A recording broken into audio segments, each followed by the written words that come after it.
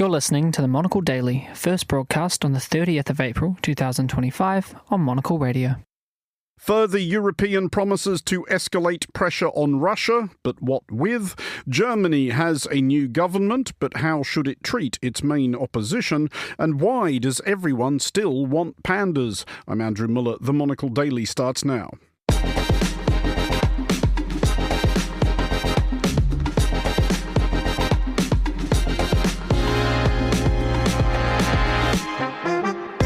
Hello and welcome to the Monocle Daily, coming to you from our studios here at Midori House in London. I'm Andrew Muller. My guests Marta Lorimer and Theo Usherwood will discuss the day's big stories, and we'll meet the former Ukrainian MP spearheading a new initiative aimed at protecting her country's skies. Stay tuned, all that and more coming up right here on the Monocle Daily.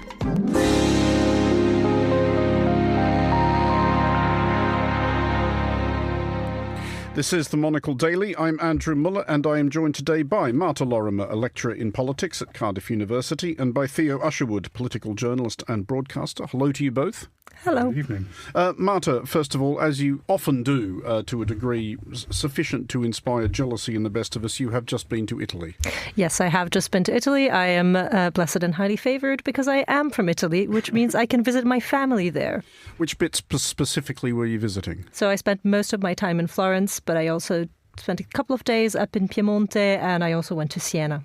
I mean, you can gloat a bit more. I mean, our listeners already hate you. So, do talk a bit more about what fabulous places Florence and Siena in particular are to visit. Yes, they are absolutely fabulous. There's wonderful food, so much history, and the weather was actually good. Theo, meanwhile, you have been visiting very much the Florence of North Lincolnshire. Scunthorpe. Sunny. Great pavlova cake. It's not even a cake, is it? It's pavlova. It's sort of meringue and ice cream and cream. Yeah, it was delicious. Even by mentioning pavlova, you are causing tension between the Australian presenter and the Kiwi studio engineer. There's going to be another fight in the car park after this. How so? Because Australia invented the pavlova and New Zealand... New Zealand claim they did, but right, they're wrong. Okay. I was unsighted on that. I didn't know that. That's good. That's good knowledge. So I was in Scunthorpe on Scunthorpe High Street in Andrea's Cafe and Tea Cake Shop, interviewing Nigel Farage. You get all the glamorous assignments. Yeah, I did. I felt very. He was. It felt like a little bit like an episode of Who Dares Wins, because there are now so many security guards, 8 in total, all appear to be former Special Forces henchmen. I think that might be slightly unkind, actually. Given his history with milkshakes in a cafe... Milkshakes, eggs, all the rest of it, he's now surrounded. So I found myself in this. And actually, I was talking to some colleagues about this. It's sort of... He's a populist, right? And he's visiting Scunthorpe for a reason. He thinks Reform can do very well in the local elections there tomorrow. And of course, there's a mayoral election as well. But when I was at my previous employer, which was LBC, and I was the political editor there, Nigel Farage had a show. And this was at the time of the Brexit years and the referendum. And you would follow Nigel Farage around, and he wasn't followed. He had one man followed him around. And this was in... And it was interesting to watch him because he would always be accosted by people in the street who generally take selfies. They'd want to speak to him. Yes, he might get a bit of heckling.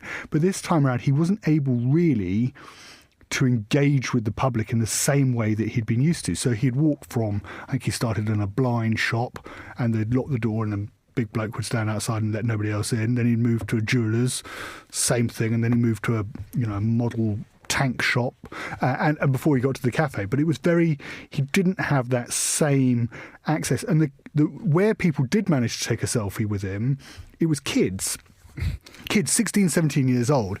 And the final part of this story is I was speaking to one of his aides about it. It was interesting, actually. They were saying Farage's, they've purposefully gone after the TikTok generation.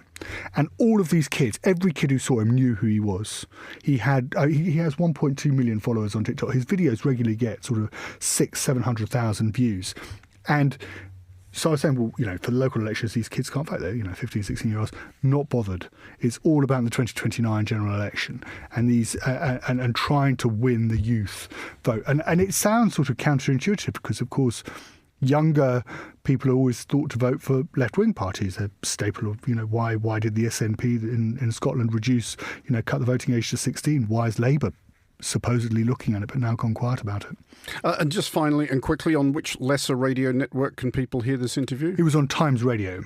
Boo. Boo. No, it's fantastic. No, it's fantastic. They're a wonderful radio station, but of course, completely different audiences to Monocle.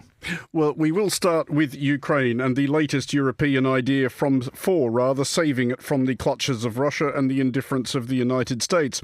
French President Emmanuel Macron has suggested, without furnishing much in the way of detail, that over the next week or so, pressure will be increased on Russia to compel it towards a ceasefire, at least a ceasefire longer than the brief truce President Vladimir Putin has offered, so that Russia has some tanks available to drive through Red Square to observe on May 9th the 80th anniversary of an actually successful Russian assault on a European country.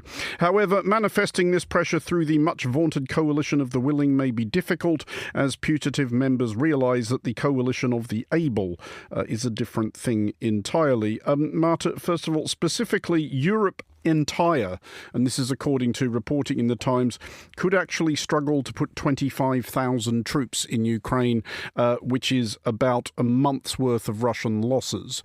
Do we suspect that Macron may have been saying things again without checking whether any of it was actually possible? I feel like this is Macron's MO at this point. He does things, says things, and doesn't really necessarily read the room or think about whether what he's doing is feasible. But I think that's when you're a visionary leader, that's kind of the point. It's you shoot for the moon and then you hope that people will somehow get together. But it is true that this is a very challenging endeavor for Europe. I feel every time I'm here, I'm discussing some statement that some EU leader has made about what it is that we're going to do to challenge Russia. And it's a bit slow in materializing. I mean, would it be just about the numbers, though, Theo? Would an enormous force actually be necessary? Isn't this about the symbolism? It would be Europe demonstrating to Russia, we are here, we are supporting Ukraine, we are boots on the ground, you mess with Ukraine, you mess with us. That's the point, right? I mean, that's what Keir Starmer and Emmanuel Macron, when they announced this coalition of the willing back in March, were trying to do. It's about putting up a front. It was a very interesting interview at the time by Sir Alex Younger, who's the former chief of MI6, who quite rightly said, if you actually take the United States out of NATO, within the remaining NATO countries, the ability to spend on defence is 10 times that Russia can spend on their own military. The problem is that with those remaining nations in NATO, that they cannot reach an agreement whereby everybody is willing to put their hands in their pocket and spend more money on defence and to front up the forces that are needed. This is, this revelation that as part of these operational meetings, the word has come back that actually we'd find it difficult to put 25,000 troops into Western Ukraine in the event of any peace deal to uphold a ceasefire in Western Ukraine, taking it as a given that Zelensky would have to hand back Crimea and swathes of his own country, which the Russians currently occupy. It only plays to Vladimir Putin's hand that Europe at the start, or namely Keir Starmer and Emmanuel Macron, talked a good game in saying that they were willing to galvanise nations to spend more on defence and put their own troops into Ukraine. But actually now, push comes to shove, the moment of the impending moment actually looks like there could be a ceasefire. That now it's very doubtful that they can actually muster those forces. And to go back to what Sir Alex Younger was saying, was that if we cannot stand up to Putin, if Europe cannot organise to spend the money necessary on its defence, then, in his words, if I remember correctly, it's the stuff of nightmares. On the subject of Crimea, Marta, President Volodymyr Zelensky of Ukraine has recently been digging in quite hard on that. There has been, I think, quite a widespread assumption for some while that Crimea would be let go as part of some sort of settlement. Are we surprised that Zelensky is once again reiterating, no, it's part of Ukraine, or is this basically just for public consumption or establishing a position ahead of negotiations?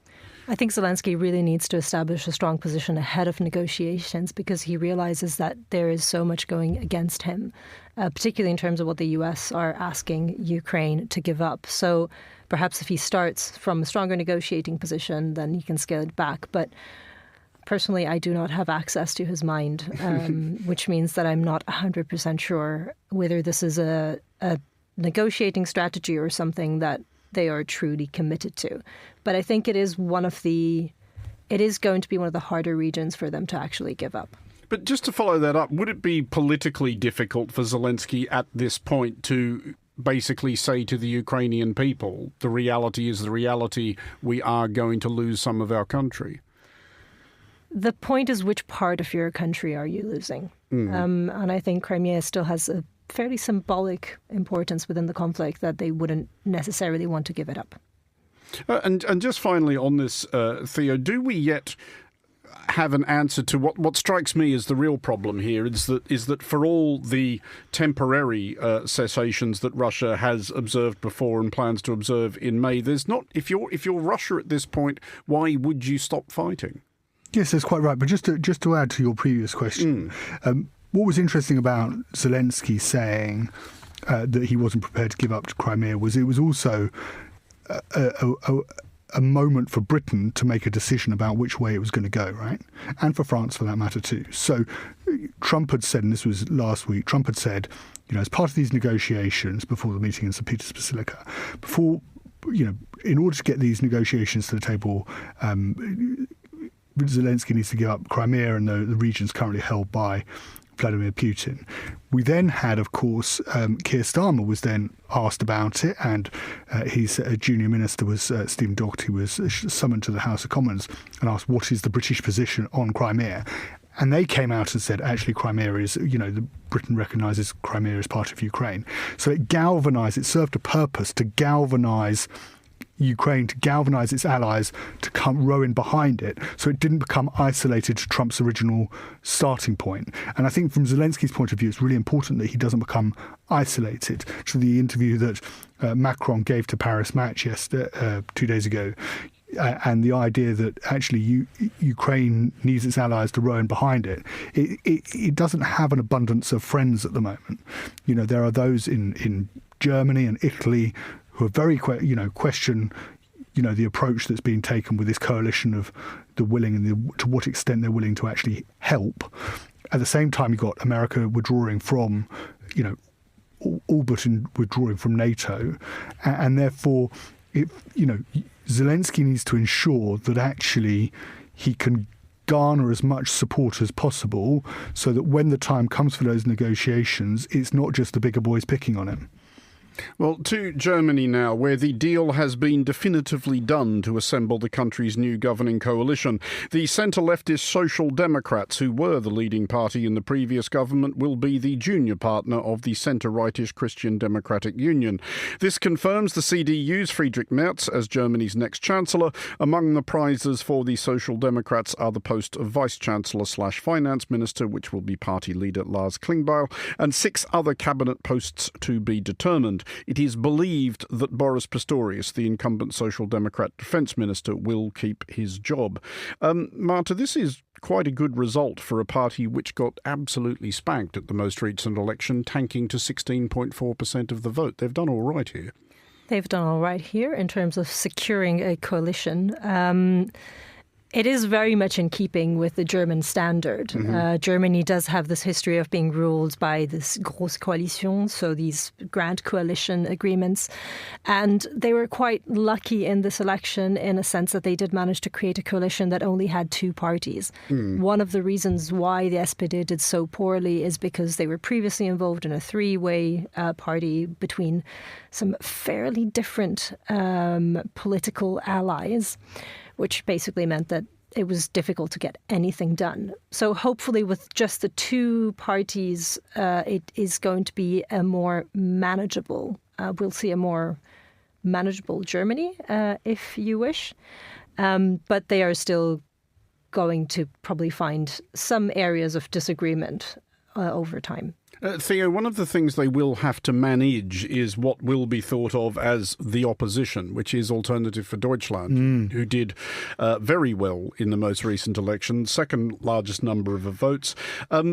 But do you treat the AfD as a normal opposition? There has been operating in Germany for many years, a sort of, as there has been in various other European countries, what's called a cordon sanitaire to freeze out the far right, an agreement that just we will not deal with these people. And obviously in Germany, of all places, this runs pretty deep where the far right are concerned. Yes, I mean, it's interesting comparing the political systems of Germany, France on the one hand, and then Britain and America on the other, where you've had Donald Trump in a presidential election, a divisive issue between Democrats and Republicans. He gets the Republican nomination, he becomes president.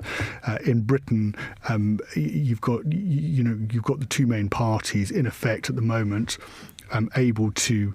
And then in Britain, you've got the two main parties able to freeze out Nigel Farage and Reform, because, of course, it's first past the post and parliamentary voting. So while he got 4 million votes, he's only got he's now got 4 seats. He had 5 seats in the House of Commons. And, of course, you saw what happened with the French elections, parliamentary elections, European elections first, and then the parliamentary elections, where, cordon sanitaire, was that the phrase you used, where, of course, National Rally were excluded.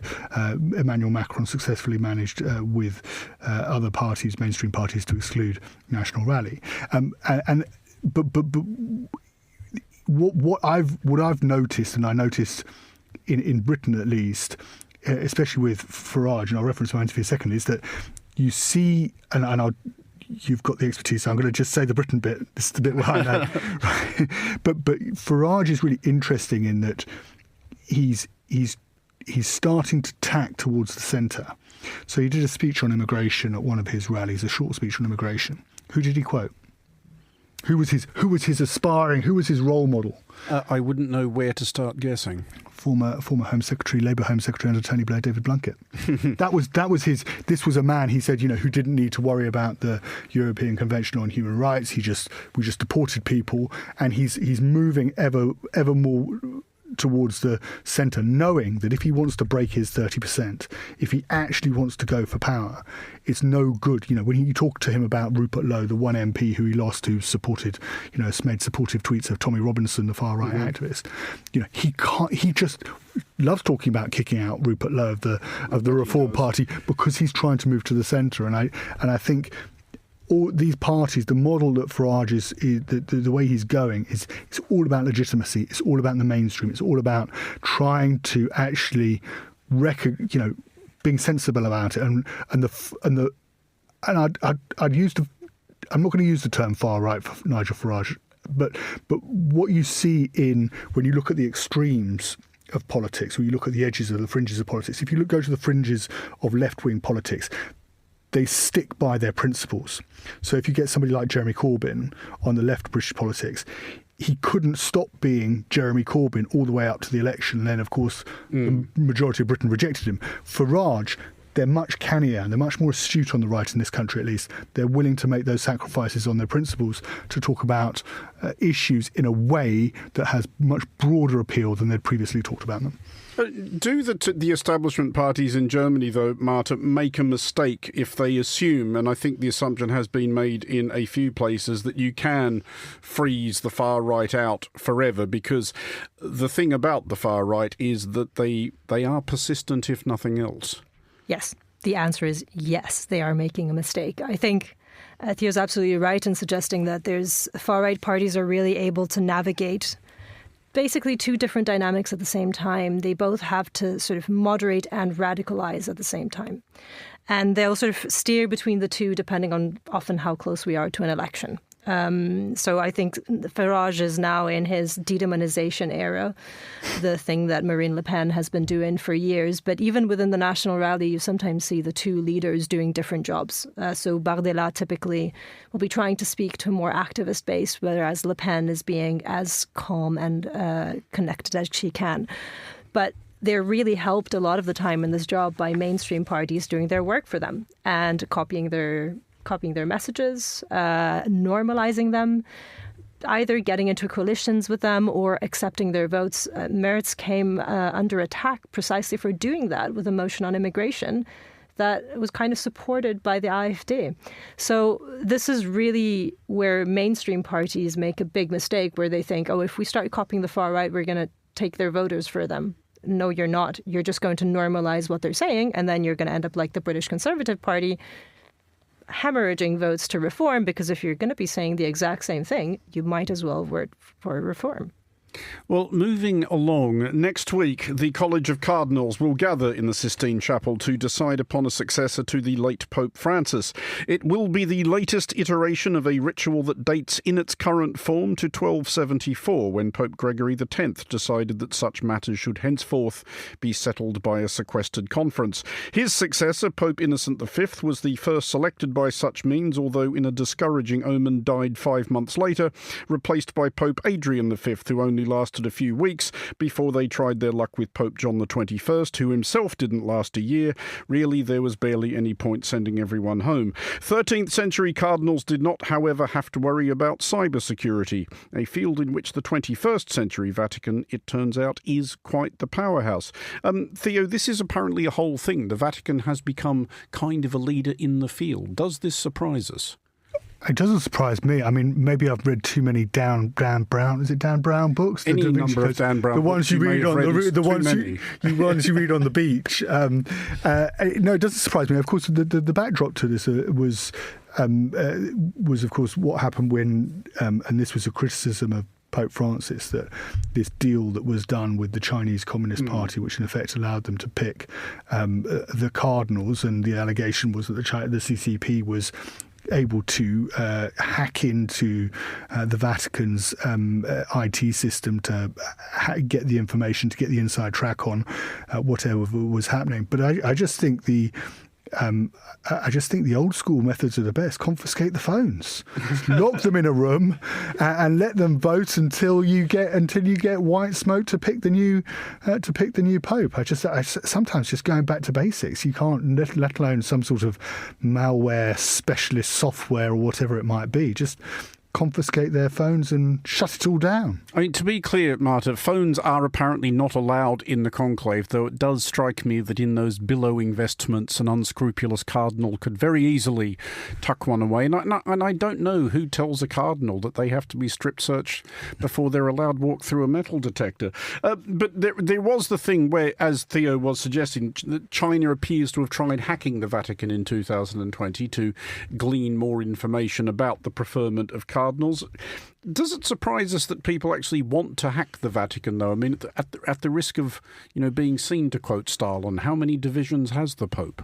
I mean, the Catholic Church is a pretty big congregation, if you wish. So it is actually quite important who becomes the next Pope. The Pope is a head of state that effectively has a huge community behind, a huge but dwindling community behind him.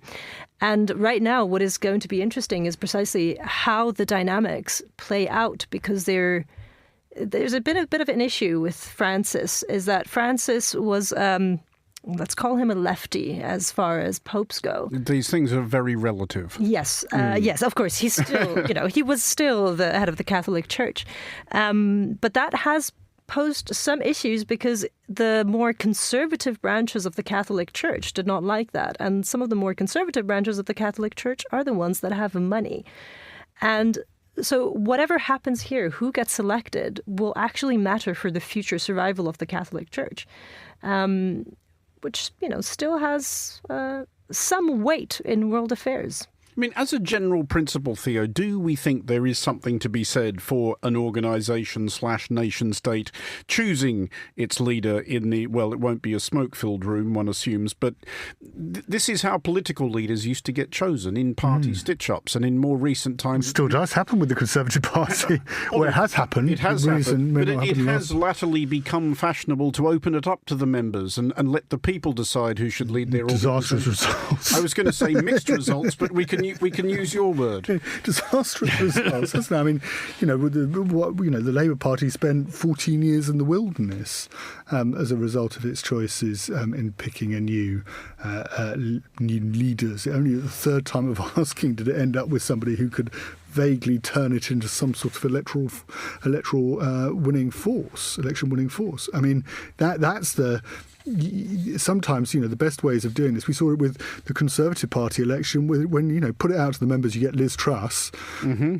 Do whispers behind closed doors, and you get somebody who's got some vague idea about how to run a country in Rishi Sunak, and so I'm all for just let the grown-ups decide. So, would you agree with that, Marta? Are we all agreed that democracy simply doesn't work? Ooh. Sorry, I wasn't quite implying that. Steady on. Steady.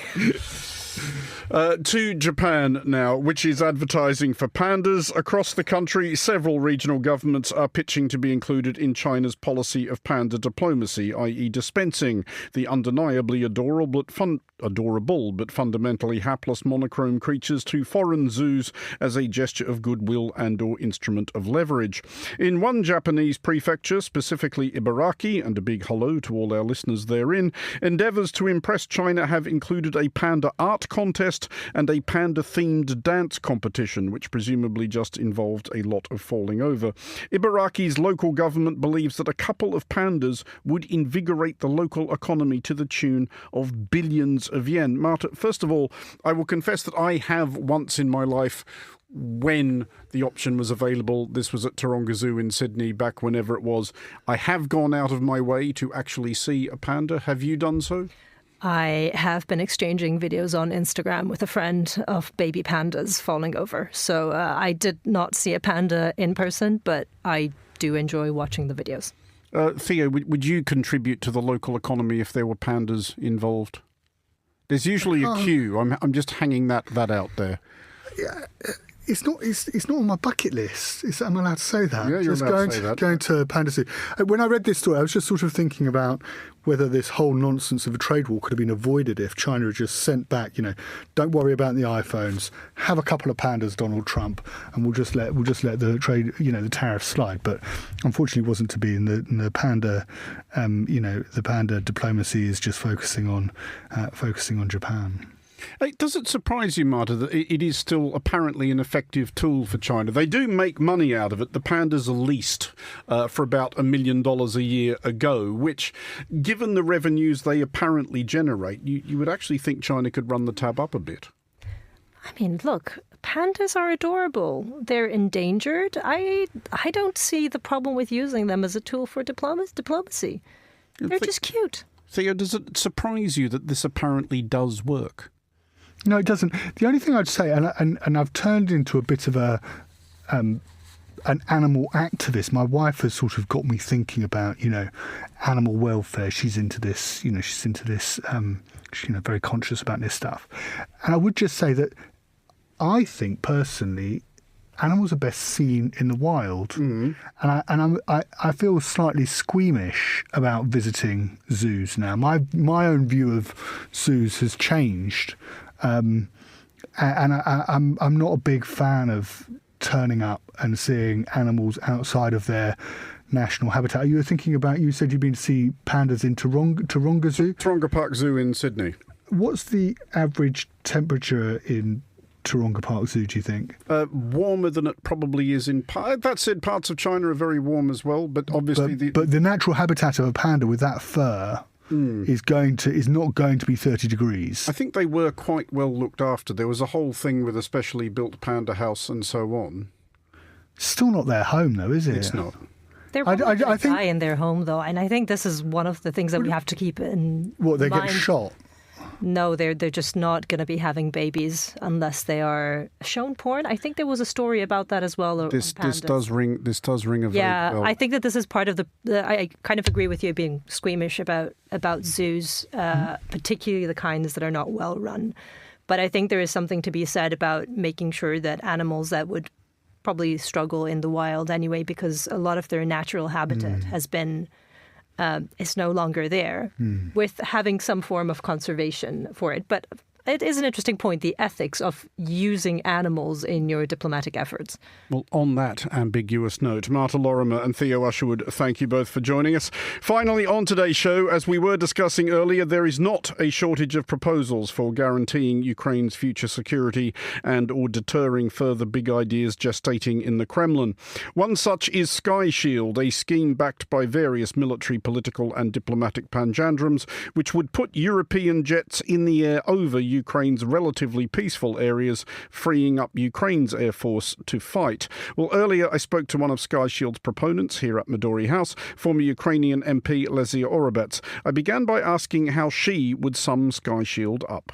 The idea behind Sky Shield is to get the coalition of the willing united, meaning the European and British air forces, united under the common control and command to be able to patrol the part of Ukrainian territory which is uncontested, and to help us get down the cruise missiles, which would significantly improve our humanitarian standing, our standing in any peace deal negotiations, and our ability to save our economy. So the idea here, as I understand it, is that the air forces of this coalition of the willing would largely patrol the skies over western Ukraine, thereby freeing up the Ukrainian Air Force to undertake operations closer to Russia?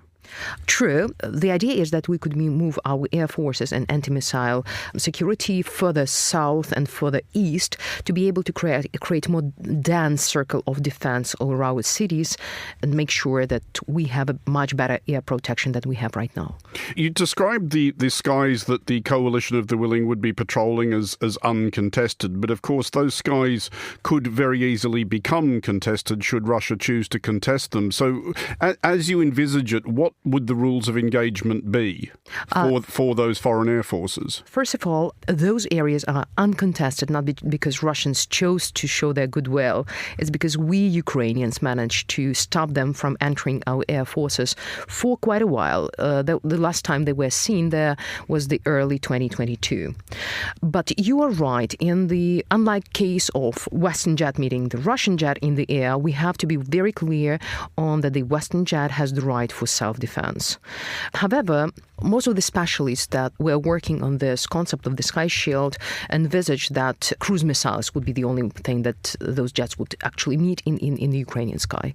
But nevertheless, what kind of scenarios have you gamed out or discussed in the event that, and it's not unimaginable, obviously, that you end up with a Russian aircraft shooting down a European one or a European one shooting down a Russian one. Have you talked much about what would then happen, what the political responses might be? Because Russia will obviously decide that this is an intolerable escalation, and they will test the degree to which people are willing to respond. Oh, sure. Russia is the enemy that would like to test our ability to secure European sky as we speak. And you know more about the hybrid war on the territory of Britain and on the territory of EU than I do. But in the unlikely event, if the Russian jet does something against the Western jet, they have to have a right to respond and to put down any threat that comes their way. But as I said, the very idea of the Sky Shield is that this is the patrolling over uncontested area, and there are at least 200 kilometers line between any Russian jet coming closer. So we are speaking that Ukrainians would take a front line. Ukrainians would take the contested territory. They would take the blow from any attack of Russian jets or whatsoever. However, whatever we miss would be then taken down by Western jets, just in case to have a secure place, secure cities over Western Ukraine and so-called Big Odessa. And this is quite important to add the Big Odessa seaport infrastructure as 80+% of our export and 85+% of our agricultural export depends on our capability to use Big Odessa as the seaport to export our goods. And this is no longer only about economic security of Ukraine. This is also about the food security for big pieces of African territory. What kind of responses have you been getting so far from the governments who would be contributing aircraft to this? Because they will obviously, I'm sure, be nervous about the idea of such a significant step. They will be nervous about how to sell this to voters because they will be having to acknowledge that, yes, we are potentially putting our own troops or our own aircraft in harm's way here. two things that we get as the response. First, this is the way not to escalate, but actually to de-escalate the situation. As the negotiations right now take place, we would need the sky shield, and this is what Western politicians do understand, that we need this sky shield to protect the peace agreement happening. Because you cannot sign something which would be long-lasting when you have 30 million of hostages in this negotiations. This is one thing. Another thing is, when we come up, who's going to pay for that? The best answer we have is the frozen Russian sovereign assets. This is the $300 billion worth. Exactly. As this is but fair that Russia has to pay for that, not the Western taxpayers. And we'd rather spend and invest those money in actually protecting our people and our infrastructure, including nuclear power plants infrastructure, rather than paying a huge price for reconstruction or dealing with the aftermath of any atomic catastrophe that could happen while Russians hit the objects. Is there a wider diplomatic and political strategy underneath Sky Shield, though? Because it would have the effect of integrating Ukraine even more into the idea of a European defence structure. And I know Ukraine's ultimate goal is membership of the EU and NATO. Is the idea that this is also kind of a step towards this, a step towards making those memberships sort of a fait accompli? It's not only that. It's also, for the wider context, is how the European continent has the capacity and the power and the will, political will, to protect themselves. Like what can be done and what is a new architecture of the security for the continent. That was the former Ukrainian MP Lesia Orobets speaking to me here at Midori House. And that is all for this edition of the Monocle Daily. Thanks to our panels today, Marta Lorimer and Theo Usherwood. Today's show was produced by Tom Webb and researched by Francesca Jilks. Our sound engineer was Flynn Simons. I'm Andrew Muller here in London. The Daily is back at the same time tomorrow. Thanks for listening.